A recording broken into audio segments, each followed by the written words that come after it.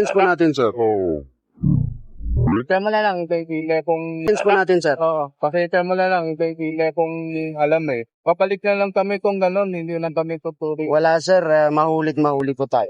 Hindi, papalik na, lalabas na kami. Hindi, sir. Pag nandito kasi kayo, automatic po mahuli po tayo. Oo, ibig sabihin out na kami. Pasensya mo na lang para hindi na kami, hindi na kami maglalala. Balik na lang kami. Naku po, sir. Kasi- Pasensya na, sir, ha? Oo.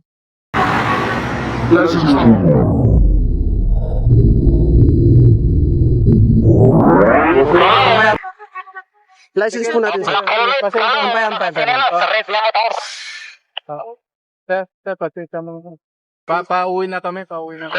License po ninyo, sir. Ang kailangan. Talaga naman, hindi na. Sus, pati yung ito, nasira naman yung araw namin. Pasensya na sa lang. So, sa bayad center na lang kami magpapayag, ano? Sa baba ng SM po, yung police station.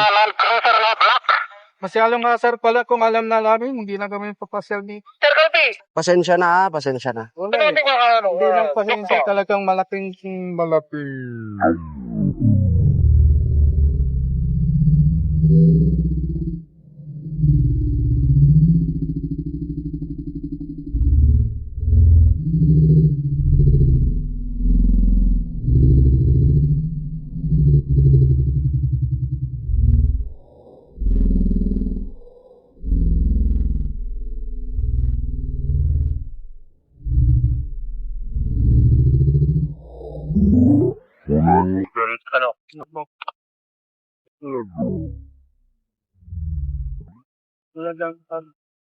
Nakapayad. Dito lang po, sir.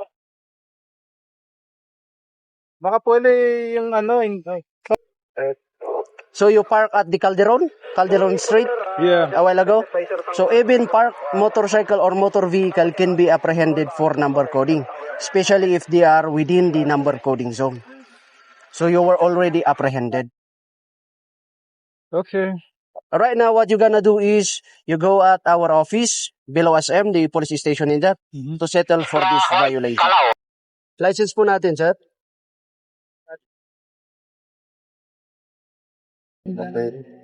Ha?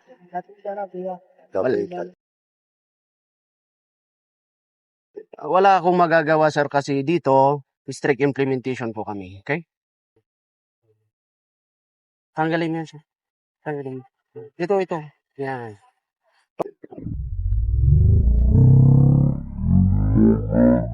Sir, kasi dito, strict implementation po kami. Okay?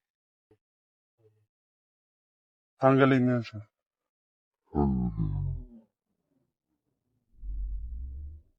Ito. Yan. Pagka mag-alala kasi hindi ko kukunin license mo. Pasensya na kasi kami sa metro Manila. Mas wala to dito. Pasensya na rin, sir, pero sa Baguio meron talaga, okay? Strict implementation po. License mo, sir. Bayaran nyo po to sa police station malapit sa SM. SM Baguio, okay? Huwag kayong magbibigay ng pera dito kasi hindi kami napupungan, ha?